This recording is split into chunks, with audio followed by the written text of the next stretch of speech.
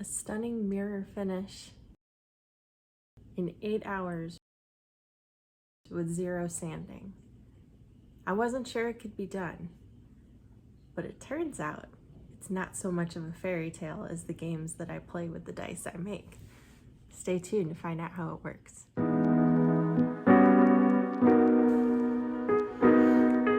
Hey guys, I'm trying something a little different for this video. I know I don't normally show up in person in front of the camera, but I don't have a huge amount of B-roll to give you the step-by-step for this because there were so few steps.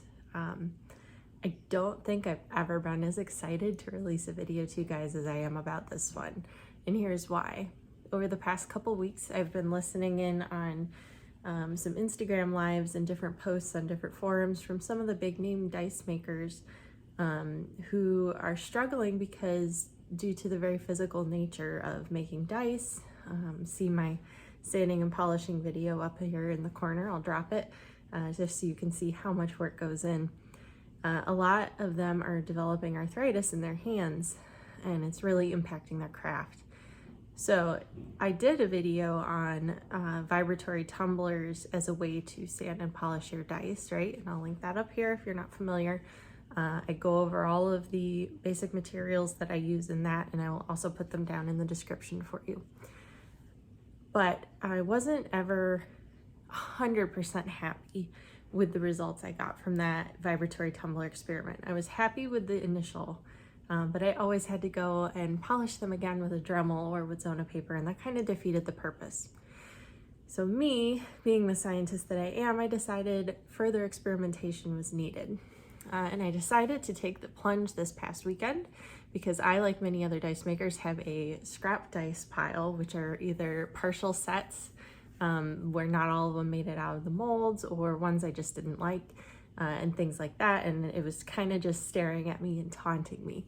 So I grabbed my entire thing of scrap dice and I tossed them in the tumbler with the ceramic media that I used before.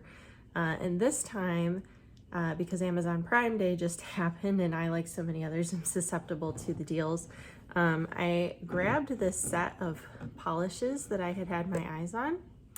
They're from Chemical Guys, which is technically a car polish company, but they are optical grade extreme compounds. And this little sample pack happened to come with 32, 34, 36, and 38. With them starting with 32 and 34 being a fairly high grit rating. The 32 says that it's between 12 and 1500 grit sanding. 34 says it's between 1500 and 2000 grit. 36 is a polish, and 38 is a final cleaning and polish. And so you're supposed to use them all in order. And I tried it with Dremel polishing and it worked really, really well. I was really quite happy with it, but it was still a lot of time and effort. And for those makers out there who maybe don't have full manual dexterity, Dremel's still maybe not the best solution.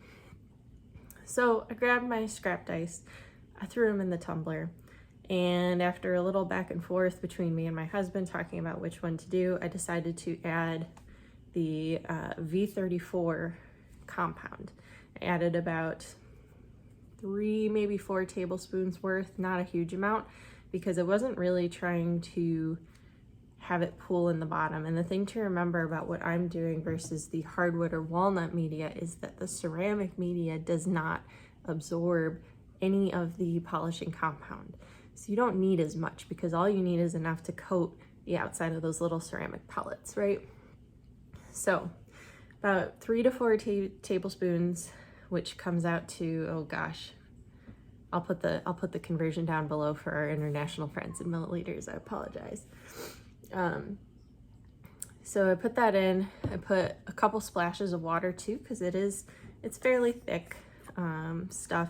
It's kind of like, I don't know, like paste you would use in school. It's more like a paste. So I wanted it to be more of a liquid and therefore spread out more evenly. And I could use water because these are water-based compounds, right?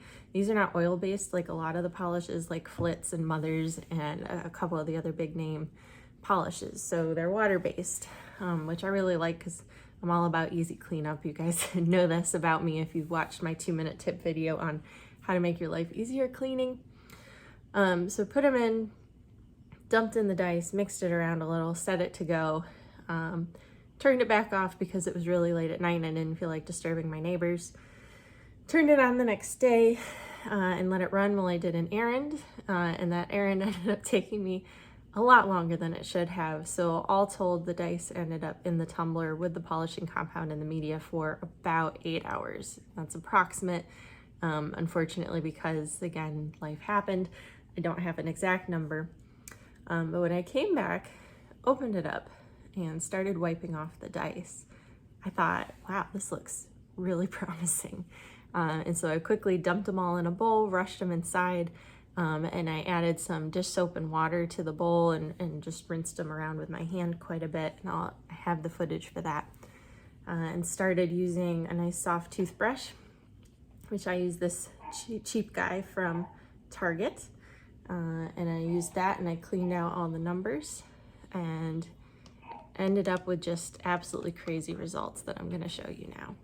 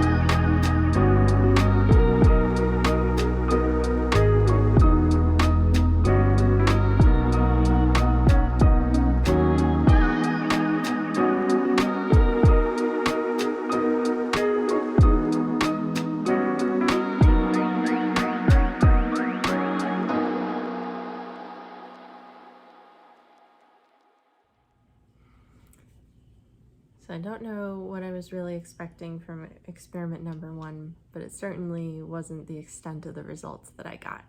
I am so pleased with it. A couple things to point out. The first is that there's a lot that I still don't know about this technique. I don't know how long this is good for once you put it into the media. I don't know if it were to dry out, could I reconstitute it with water? I mean, in my mind, it makes sense because it's water-based, right? But I don't know the answer to that yet. That's gonna have to be something I update on down the road. I also don't know how long the ceramic media beads will last before they wear out. I don't know what worn out means for that media.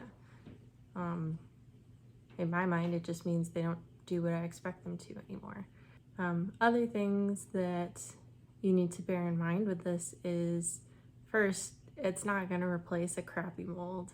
You can see on some of the dice that I pulled, and I'll see if I can show some here, places where the lid didn't meet the base quite perfectly. You know, they still have dips and ripples.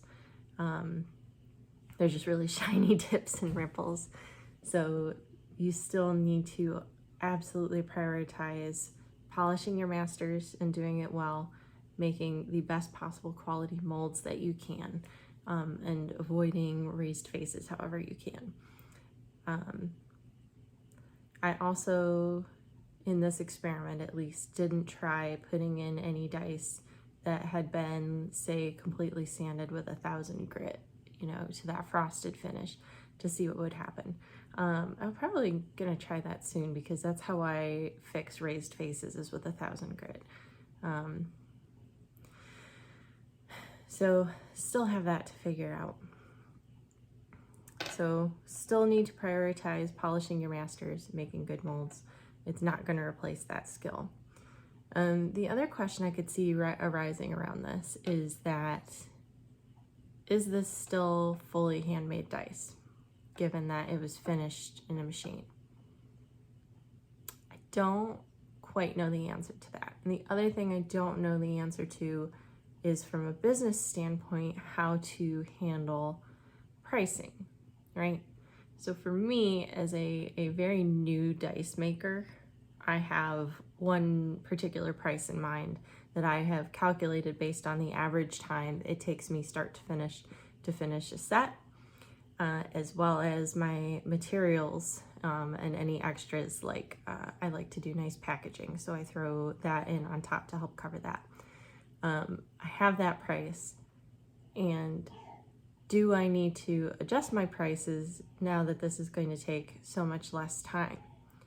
I'm sure customers would say yes, but from a business standpoint, I also don't want to undercut the market and those who survive making dice. So lots of things unanswered. This technique is not going to fix all your problems, but it may help with some. And I genuinely hope that there are makers out there who maybe are struggling because of physical limitations or time constrictions, that this could help with their business and their hobby to bring some joy back. That's all I got for you guys today. A mirror polish in 8 hours with not a bit of sanding. I hope you all enjoy the results of this experiment. Please go ahead, if you like this video, to like, subscribe to the channel, turn on that bell so you're alerted to new content. And also today, I'd like you to go ahead and comment in the comments section down below what other experiments you'd like to see me do.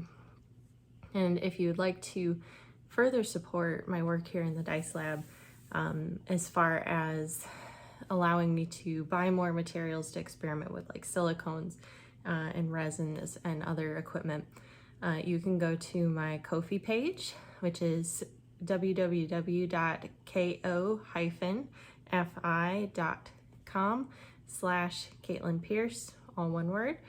And you can do just a small one-time donation there if you would like to support further dice experiments. That's it. I'm gonna go sign off. I wish you all happy dicing.